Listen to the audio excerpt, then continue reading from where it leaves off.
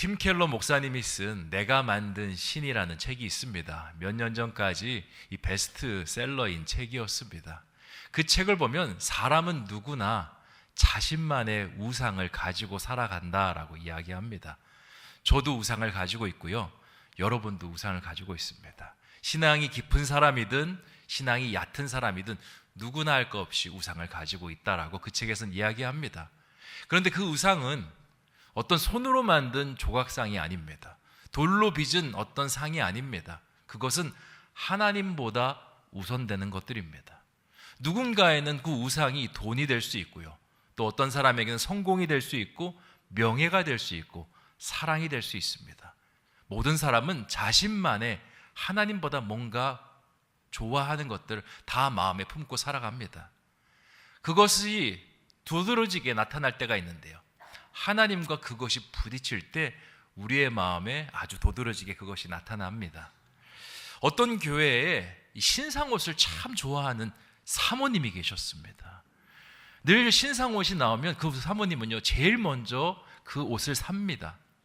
목사님이 마음에 근심이 가득합니다. 이제 애들도 한참 컸고 학원도 보내야 되는데 사모님이 계속 신상 옷만 찾으러 다니니 사례비는 빠듯하고 이게 어떡하나 걱정이 됩니다. 그래서 사모님에게 조심스럽게 이야기합니다. 여보, 당신이 그래도 명색이 사모인데 신상원이 나왔다고 해서 그렇게 쫓아다니면 되겠어? 이제 우리 애들도 많이 컸고 이 사례비도 이제 빠듯한데 우리가 좀 줄여야 되지 않겠어? 좀 도와줬으면 좋겠어. 이렇게 이야기를 했다는 겁니다. 그때 사모님이 다 알아듣고 그렇게 할게. 그런데 자꾸 신상옷만 보면 내 마음속에 유혹이 일어나. 사단이 내 마음을 얼마나 흔들어 놓는지 모르겠어. 목사님이 이야기합니다. 그러면 사단이 나타나서 유혹을 할 때 이렇게 한번 사단을 물리쳐봐. 사단아, 내 뒤로 물러가라. 그러면 사단이 네 뒤로 물러가고 그 유혹을 이겨낼 수 있을 거야. 그렇게 해서 새끼손가락을 걸고 꼭 약속을 했는데 한 달도 채 지나지 않아 그 사모님이 또 신상 옷을 하나 빼입고 집안에 나타나기 시작했습니다. 목사님이 엄청나게 화가 났습니다. 어떻게 한 달도 안 돼서 나와 한 약속을 어길 수 있냐고. 어떻게 사단의 유혹에 그렇게 넘어갈 수 있냐고. 넘어가고 싶지 않아서 내가 별의별 수를 다 썼어. 백화점을 갔는데 신상 옷이 딱 있는 거야. 그 옷을 내가 입어만 봐야겠다 하고 딱 입었는데 그 순간 사탄이 나타나서 너무 잘 어울리는데 그 옷 사길 바래. 이렇게 유혹하는 거야. 그래서 내가 당신이 가르쳐준 대로 사단아, 내 뒤로 물러가라. 그렇게 했더니 사단이 뒤로 가더니 뒤태는 더 예쁜데 그렇게 해서 그 옷을 사고 말았다라는 전설과 같은 이야기가 있습니다. 이 사모님에게는요, 우상이 신상 옷입니다. 오늘 말씀에서도요, 끝까지 뭔가가 포기되지 않는 우상을 가진 한 사람이 등장합니다. 그 사람이 누구냐? 바로 사울이라는 사람입니다. 그 사울의 우상이 뭐냐? 권력. 그 권력이 사울의 우상이었습니다. 오늘 읽었던 사무엘상 28장 3절 말씀 함께 읽어보도록 하겠습니다. 시작. 사무엘이 죽었으므로 온 이스라엘이 그를 두고 슬피 울며 그의 고향 라마에 장사하였고 사울은 신접한 자와 박수를 그 땅에서 쫓아내었더라. 아멘. 사무엘이 죽은 다음에 사울은요, 권력을 재정비하기 시작합니다. 그 정비 사업의 하나로 이 신접한 자와 박수들을 내쫓는 일을 합니다. 이 일은요, 오로지 권력만 보고 하는 사역이었습니다. 사울이 하나님을 바라보고 이 일을 한 것이 아니라 그 사무엘을 통해서 쪼그라들어 버린 제사장 그룹을 흡수하기 위해서 이러한 일을 자행하고 있는 것입니다. 제가 예전에도 한번 말씀드렸는데 이 사무엘서 안에서는요, 세 가지 계층들이 서로 알력 다툼을 하고 있다고 말씀드린 적이 있습니다. 첫 번째 그룹은요, 이 사울과 더불어 봉건지주 그룹입니다. 엘리트 그룹입니다. 이들은 많은 재물과 그리고 많은 군사를 거느리면서 이스라엘 사회를 좌지우지하려고 하는 그룹입니다. 근데 인원이 소수죠. 두 번째 그룹이 있는데 제사장 그룹입니다. 사사시대부터 전통적으로 강자였습니다.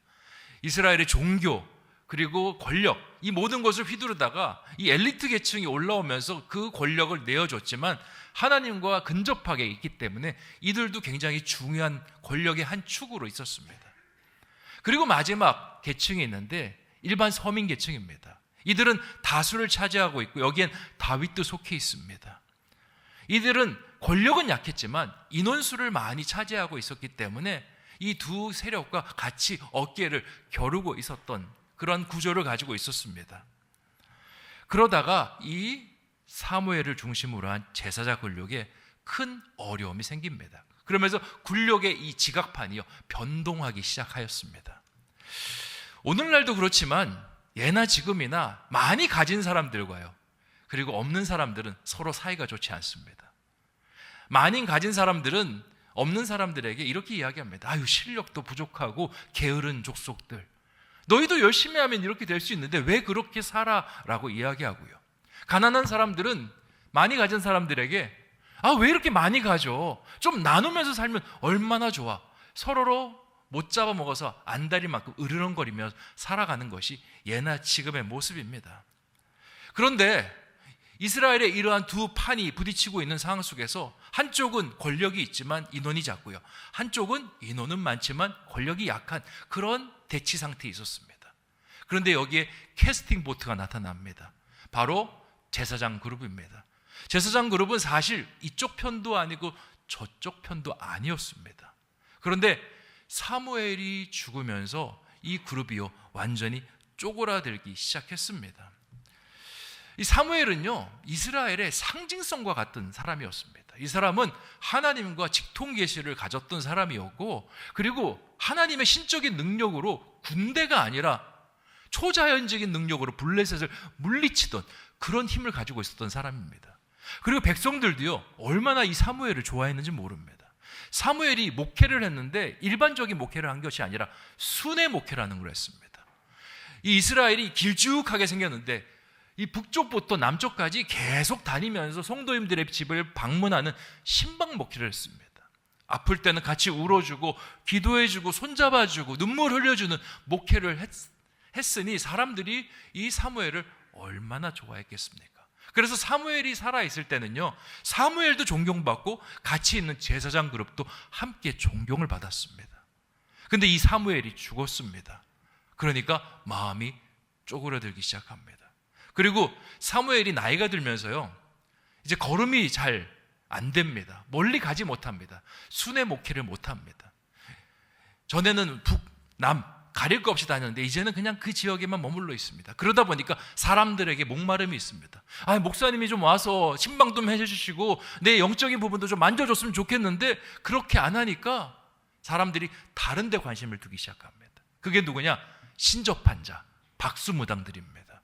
이 사람들에게 고민 있으면 찾아가서 그 복채를 내면서 그런 미래의 일을 듣고 그렇게 하면서 마음의 위로를 받는 일들이 일어나게 된 것입니다. 사무엘은 죽었고 이러한 사람들이 흥황하기 시작하냐 이 제사장 그룹은 더 마음이 쪼그라들기 시작했습니다. 그래서 사울이요 이 사람들의 니드를 파악했습니다. 그리고는 이 사람들의 마음을 얻기 위해서 신접한 자들과 박수무당들을 이 이스라엘 땅에서 완전히 몰아내기 시작한 것입니다. 굉장히 정치적인 행위로 이것을 한 겁니다. 이 일이 어떻게 번져나가냐?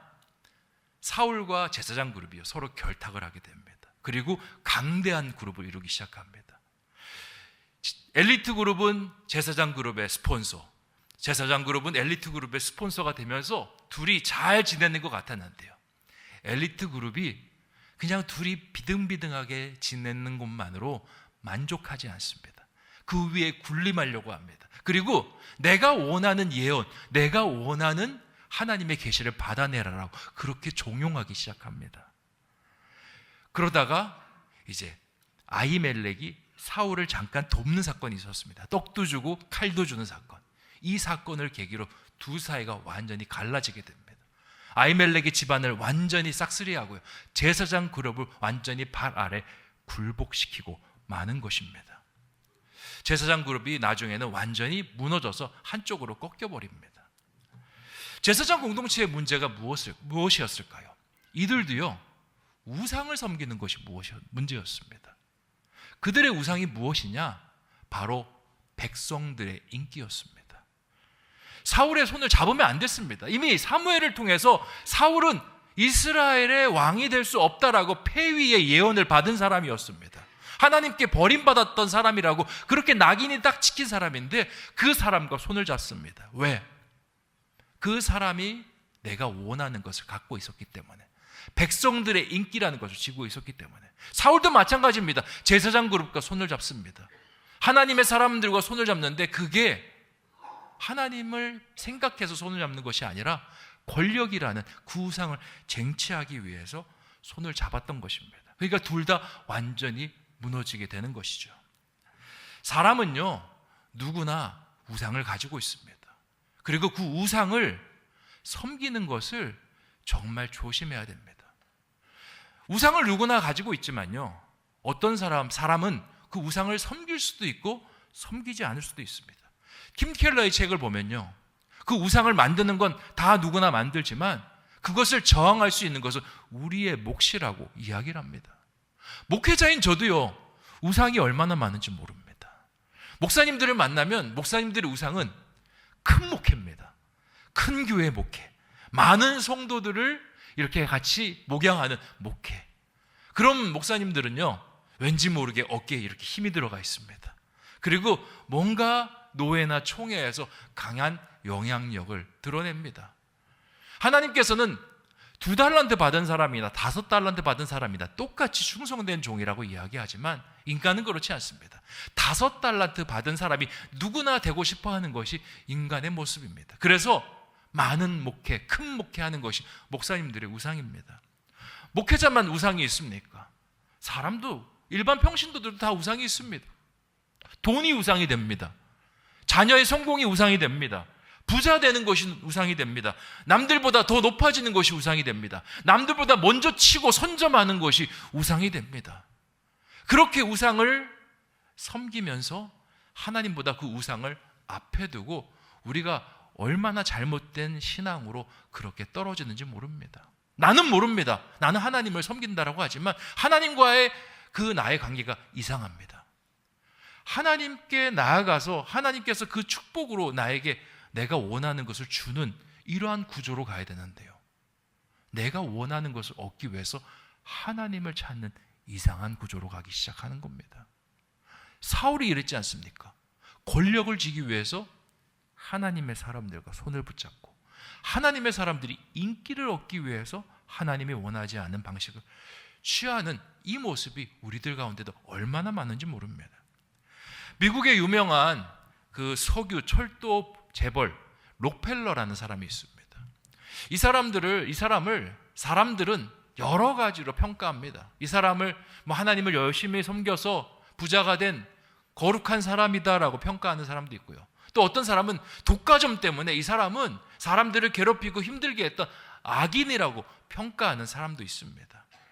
이 두 모습 다 록펠러가 가지고 있는 모습입니다. 그가 어렸을 때는요, 정말 순수한 하나님의 사람이었습니다. 그의 어머니가 그를 믿음으로 키웠습니다. 11조 생활, 그리고 예배 생활, 기도 생활, 이것을 철두철미하게 지키거라 록펠러에게 그렇게 당부했습니다. 록펠러는 그렇게 사업을 했고 하나님께서 은혜를 주셨습니다. 많은 재물들이 들어오기 시작했는데 이 재물들이 들어오면서요, 이 사람이 변질되기 시작합니다. 돈을 더 많이 벌어야겠다 생각하고는 석유 회사를 막 사들여서 가격을 덤핑시켜 버립니다. 그러니까 주변에 있는 석유 회사들이 다 도산하죠. 철도 회사도 그렇게 먹습니다.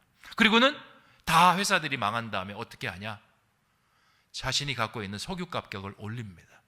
철도 가격을 올립니다. 그럼 어떻게 됩니까? 자기밖에 없으니까 엄청난 부자가 되는 것이죠. 주변의 사람들이 망하거나 그것 때문에 직업을 잃고 자살하는 거 하나도 관심 없습니다. 그냥 돈을 벌어야겠다는 그것만 바라보면서 달립니다. 그러다가 이 록펠러가요, 53세가 되던 나이에 중병에 걸립니다. 알로피셔라는 치명적인 병에 걸리게 되는데 이 병이 뭐냐? 머리카락이 빠지고 눈썹이 다 빠지는 병입니다. 그리고 몸이 초췌해지는 병입니다. 돈이 많기 때문에 아주 용하다는 의사들을 다 불렀습니다. 그리고 병원도 다 가서 검사받고 치료받았습니다. 그런데 아무도 못 고칩니다. 먹을 거를 사도 자신의 갖고 있는 재산으로 수없이 좋은 음식들을 사 먹을 수 있는 그 사람이요, 하루에 먹을 수 있는 게 뭐였냐면 조그만 우유 한 컵이랑 크래커 몇 개를 먹을 수 있는 그 정도 힘밖에 없는 그런 사람이 되고 말았습니다. 의사 선생님이 이야기합니다. 이런 식으로 병이 지속되다가는 한 1년밖에 살 수 없을 것 같습니다. 그렇게 시한부 선고를 받습니다. 이때 록펠러가요, 자신의 인생을 되돌아봅니다. 내가 어떻게 살았지? 처음에는 어머니가 말씀하신 하나님 중심으로 열심히 살아왔는데 어느 순간 하나님이 우선순위가 되었는데 돈이 우선순위가 되고 돈이 우상이 되고 말았습니다. 결국 이렇게 살아가던 모습이 내 마지막 모습이 되면 어떡하나라는 생각을 가지고요, 이 우상을 때려 부셔야겠다라는 생각을 하게 됩니다. 그리고는 갖고 있는 재산을 다 털어서 학교를 세우고요, 그리고 교회를 세우는 일에 전념합니다. 뭐 어차피 죽으면 다 가져갈 수 없는 돈이니까 학교를 시카고 대학을 포함해서 12개의 대학교를 세우고 4,900개의 교회들을 세웁니다. 그리고 페니실린을 약제화하고요, 결핵, 디프레테리아 같은 질병들을 치료하는 일에 막대한 기금을 쏟아놓습니다. 돈이 부셔지고 우상이 부셔지기 시작하니까요, 놀라운 변화가 일어납니다. 이상하게 몸이 점점 회복하기 시작하는 겁니다. 나중에는 몸이 완전히 건강해져서 1937년 향년 97세의 나이에 하나님의 부르심을 받게 됩니다. 그리스도인은요, 하나님보다 앞서는 게 있어야 돼서는 안 됩니다. 그리고 하나님보다 앞서게 되는 것은요, 반드시 우리의 삶의 우상이 되는 겁니다. 팀 켈러의 말을 따르면요, 우상은 다른 것이 아닙니다. 하나님보다 뭔가 중요하게 생각하는 것, 하나님보다 뭔가 앞세우는 것, 그것이 우리의 삶에 반드시 우상이 된다라고 이야기합니다. 우상이 되면요, 하나님이 역사하지 않습니다. 하나님이 응답하지 않고 하나님이 움직이지도 않습니다. 오늘 말씀에서 사울의 경우가 딱 그렇습니다. 권력을 잘 쟁탈했습니다. 그리고 이스라엘의 패권자가 되었습니다. 그런데 예기치 못한 어려움이 찾아옵니다. 블레셋이 이 이스라엘을 공격하게 된 것입니다. 블레셋 군대를 보니까 이 사울이 갖고 있는 군대로는 도저히 감당할 수 없을 정도로 엄청나게 많은 군대가 찾아온 겁니다. 6절을 보니까 이런 상황 속에서 인간의 힘을 의지할 수 없어서 이제 하나님을 찾습니다. 6절 말씀 같이 한번 읽어보겠습니다. 시작. 사울이 여호와께 묻자오되 여호와께서 꿈으로도 우림으로도 선지자로도 그에게 대답하지 아니하심으로. 아멘. 하나님께서 꿈으로도 우림으로도 선지자로도 그에게 대답하지 않으셨다라고 이야기합니다. 왜 이런 일이 벌어졌겠습니까? 그의 마음속에 순서가 바뀌어서 그렇습니다. 하나님을 가장 우선순위로 섬기고 모든 일을 해나갔어야 되는데 결국에는 자신이 원하는 대로 일을 해나갔고요, 모든 것이 다 우상으로 자신의 삶이 채워지다 보니까 하나님이 사라지고 말았기 때문에 이러한 일이 벌어진 것입니다. 얼마 전에 신문을 봤는데요, 재밌는 기사가 하나 있었습니다. 혈당을 올리지 않고 식사를 하는 법이라는 그런 기사의 어떤 제목의 그런 뉴스 기사였습니다. 나이가 들면서 신진대사가 떨어지면서 음식을 잘못 먹으면요, 혈당이나 어떤 체중 증가로 인해서 성인병에 걸리는데 이것을 해결하기 위해서는 음식을 먹지 않는 것보다 더 좋은 방법이 있다고 합니다. 음식을 먹는 순서를 바꾸면 된다라고. 똑같이 먹어도 그러면 혈당도 안 올라오고 몸도 건강할 수 있다는 그런 기사였습니다. 저도 좀 체중이 찌는 것 같아서요, 그 기사를 열심히 이제 탐독했습니다. 보니까 이렇게 이야기합니다. 음식 먹는 순서를 바꾸세요. 보통 우리가 밥을 먹을 때 어떻게 먹습니까? 숟가락으로 밥 한 숟갈 뜨고 그리고 국물 한 숟갈 마십니다. 그리고 반찬은 내가 좋아하는 것부터 먹습니까? 내가 싫어하는 것부터 먹습니까?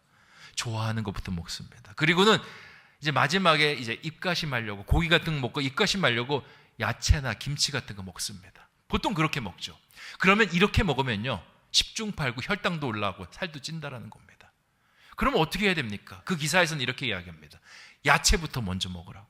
식이섬유부터 먼저 먹고 그 다음에 밥이 아니라 단백질 음식, 고기 같은 것, 콩 같은 것, 두부 같은 것을 그 다음에 먹으라는 겁니다. 내가 좋아하는 음식.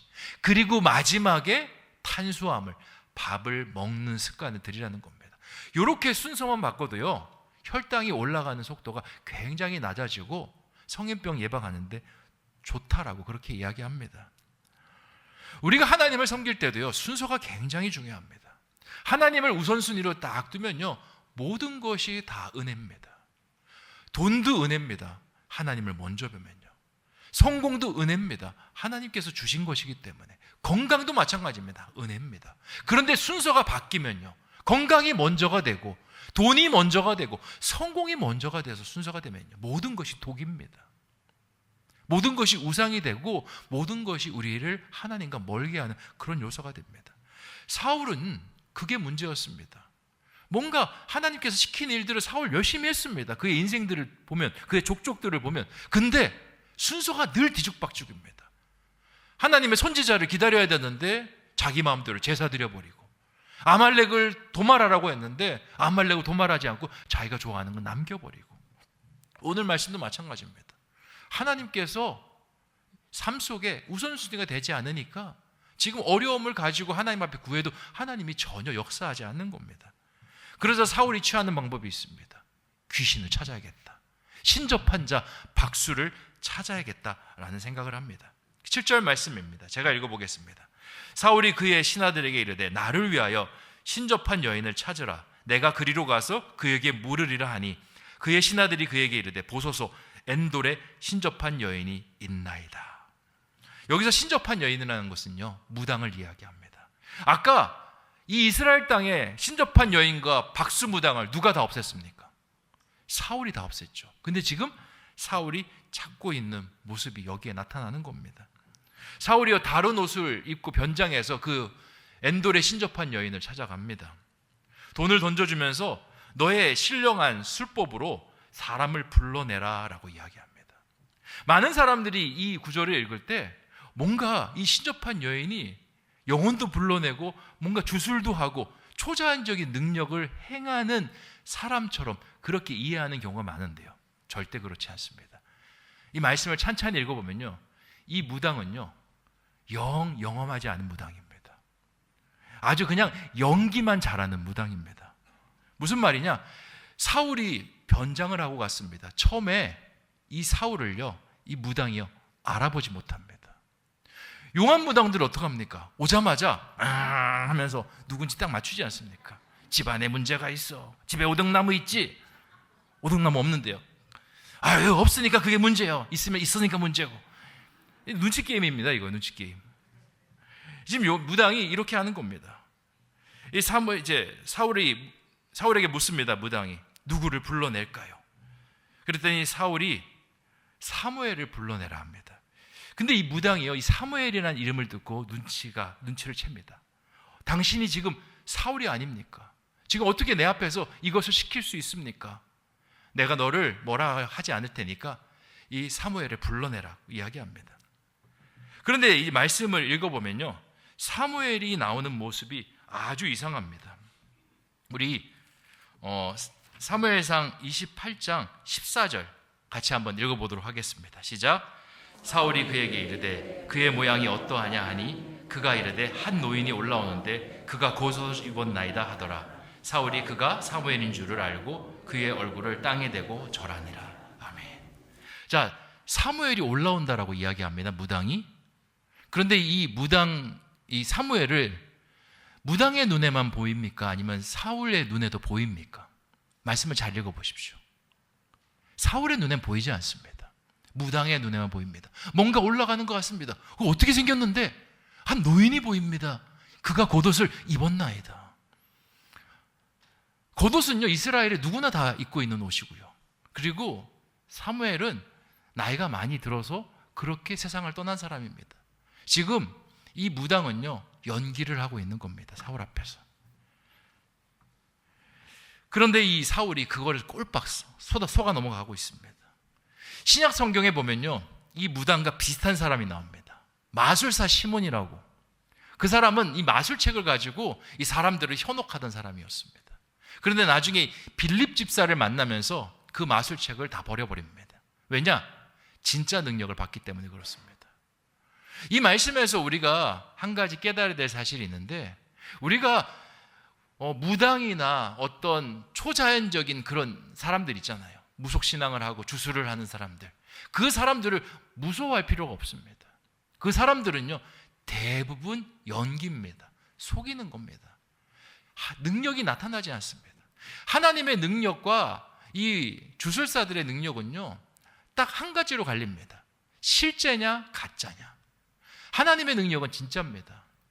하나님께 사무엘이 행하였던 모든 능력은요, 진짜였고요, 빌립 집사가 행하였던 모든 능력은 진짜였습니다. 그리고 사람의 마음을 꿰뚫어 보는 것도요, 성령께서 임하시는 하나님의 사람들은요, 아주 정확하게 꿰뚫어 봅니다. 지금 이 무당은 사울이 누군지도 몰랐습니다. 변장을 하고 와서. 근데 베드로에게 찾아왔던 아나니아와 삽비라라고 있습니다. 교회 공동체에 그 당시에 들어오려면 자신의 모든 재산을 팔고 들어와야 되는데, 이 아나니아 삽비라가 재산 일부를 팔아서 숨겼습니다. 그 사실을 둘만 알고 있습니다. 근데 베드로가 어떻게 합니까? 재산을 숨긴 것을 그 자리에서 이야기합니다. 그랬더니 어떤 일이 벌어지냐면 둘 안에 있는 혼이 떠나가 버리는, 죽는 사건이 일어나는 겁니다. 하나님의 능력은요, 진짜입니다. 그리고 우리가 두려워야 될 건 진짜 하나님의 능력입니다. 그런데 우리는 때로는 너무나 많은 우상과 주술과 그리고 무속을 무서워하는 경우가 있습니다. 오늘 이 말씀에서도요, 성경을 제대로 보지 못하면 뭔가 사무엘이 올라온 것처럼 보이고요, 초자연적이 일어난 것처럼 보입니다. 하지만 그게 아닙니다. 모든 것이 이 신접한 여인이 연기하고 있는 겁니다. 그 연기가 아주 중반으로 넘어갑니다. 15절 말씀 제가 읽어보겠습니다. 사무엘이 사울에게 이르되 내가 어찌하여 나를 불러올려 나를 성가시게 하느냐 하니, 사울이 대답하되 나는 심히 다급하니이다.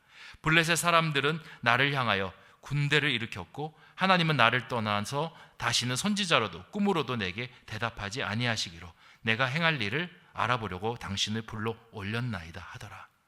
이게 진짜 사무엘의 영혼과 이야기하는 것 같지만 그렇지 않습니다. 그런 거 있잖아요. 이게 무당 집에 오면 지금 누가 오셔 아기 신이 오셨어 앵앵앵 하면서 하는 거 있지 않습니까? 지금 그거 하고 있는 거예요. 사무엘이 내 안에 들어와서 입신에 와서 막 이야기하는 것처럼 이야기하는 겁니다. 근데 여기에 처음에는 연기로 시작이 됐는데 종반이 될 때 하나님께서 여기에 관여하십니다. 그리고는 이 무당의 입술을 통해서 하나님의 말이 선포되게 하십니다. 16절부터 나오시는 말은 다 하나님의 말씀입니다. 사무엘이 이르되 여호와께서 너를 떠나 내 대적이 되게 되셨거늘 내가 어찌하여 내게 묻느냐. 여호와께서 나를 통하여 말씀하신 대로 내게 행하사 나라를 내 손에서 떼어 내 이웃 다윗에게 주셨느니라. 내가 여호와의 목소리를 순종하지 아니하고 그의 진노를 아말렉에 쏟지 아니하였으므로 여호와께서 오늘 이 일을 내게 행하셨고 여호와께서 이스라엘을 너와 함께 블레셋 사람들의 손에 넘기시리니 내일 너와 내 아들이 나와 함께 있으리라. 여호와께서 또 이스라엘 군대를 블레셋 사람들의 손에 넘기시리라 하는지라. 이 말씀은 하나님께서 이 여인의 입술을 통해서 하시는 말씀입니다. 네가 심판을 당할 것이다. 네가 죽을 것이다. 네가 더 이상 이 나라를 가져가지 못할 것이다. 그 말씀을 남깁니다. 근데 이 말씀은 이미 하나님께서 사무엘을 통해서 살아있을 때 했던 말입니다. 근데 이 말이 한 번 더 이 신접한 여인의 입술을 통해서 나오게 되는 거죠. 지금 사울은요, 패착을 하고 있는 겁니다. 무슨 패착? 하나님의 심판이 한 번 선포된 것도 굉장히 안 좋은 건데 지금 하나님의 심판이 똑같이 두 번 선포되도록 일을 만들어가는 겁니다. 성경에서 똑같은 말이 두 번 반복된다는 거 어떤 의미를 가지고 있습니까? 강조의 의미를 가지고 있죠. 하나님의 축복을 강조시켜도 우리가 세상을 살아가면서 사단의 유혹 속에 그 축복을 잃어버리는 일이 부지기수인데 지금 사울은요, 안 해도 될 그런 하나님의 심판을 두 번 입술을 통해서 듣게 하는 그러한 일들을 벌이고 있는 것입니다. 그리고는 이 말씀대로 그 다음 장 넘어가서 사울은 죽게 되고 사울의 아들들도 함께 블레셋과의 전투에서 전사하는 그런 불행을 맞이하게 되는 것입니다. 오늘 말씀의 모든 것을 한번 종합해 보셨으면 좋겠습니다. 무엇이 문제일까? 문제는 하나입니다. 하나님보다 더 좋아하는 것이 생긴 것이 문제입니다. 마음속에 그것을 품고 그것을 섬기려고, 그것을 움켜쥐고 하나님을 거기에 이용하려고 한 것이 문제입니다. 사울도 문제였고요, 제사장도 문제였습니다. 그리고 사울은 그것을 끝까지 놓지 못했습니다. 그러니까 결국에는 하나님의 심판이 그에게 2번 선포되는 불행을 겪게 되고 마는 것입니다. 사랑하는 성도 여러분, 이 말씀을 우리가 기억하기를 원합니다. 하나님보다 더 사랑하는 것이 있으면요, 그게 바로 우상입니다. 그게 바로 우리를 망가뜨리는 것입니다. 그걸 놓지 못하면요, 그 우상과 같이 결국에는 하나님의 심판으로 딸려 들어갈 수밖에 없습니다. 오늘 우리의 마음속에 무엇이 있습니까? 하나님과 부딪혔을 때 갈등이 되고 놓지 못하는 것이 우리의 마음속에 무엇입니까? 이 밤에 기도함을 통해서 그것을 내려놓기를 원합니다. 하나님, 내가 돈입니까? 내 자녀입니까? 나의 성공입니까? 오늘 그것을 내려놓습니다. 하나님만 붙잡습니다. 그렇게 기도하고 나아가는 저와 여러분 되시기를 주님의 이름으로 축원드립니다. 기도하겠습니다. 하나님, 오늘 우리에게 사울의 말씀을 주시니 참으로 감사합니다. 사울, 하나님보다 권력을 우상으로 삼았습니다. 그리고는 모든 것을 그 권력 중심으로 재편하였습니다. 심지어 하나님도 권력을 위한 도구로 그렇게 만들고 말았습니다. 그렇게 하고 나니 정작 어려울 때 하나님의 도움을 받지 못합니다. 삶은 더 시궁창 속으로 빨려 들어갑니다. 결국에는 듣지 않아도 될 하나님의 심판을 한 번 더 받으면서 그의 인생이 마침표를 찍게 됩니다. 사울의 이야기다라고 치부할 수 있습니다. 하지만 그게 우리의 이야기가 될 수 있습니다. 내 마음속에도 우상이 있습니다. 하나님보다 더 사랑하는 것들, 돈이 될 수도 있고 성공이 될 수도 있고 자녀의 인생이 될 수도 있고 건강이 될 수도 있고 나의 어떤 기쁨이 될 수도 있습니다. 때로는 나의 자존심이 될 수도 있고 나의 명예가 될 수도 있습니다. 인기가 될 수도 있습니다. 하나님, 내려놓게 하여 주시옵소서. 그거 붙잡고 있으면 사울과 똑같이 됩니다. 하나님 붙잡게 하여 주시고 하나님께서 그것을 내 손에 쥐어주셨을 때 감사함으로 나아가서 그러한 것들이 진짜 우리 복이 될 수 있도록 인도하여 주시옵소서. 감사를 드리오며 모든 말씀 예수님의 이름으로 기도하옵나이다. 아멘.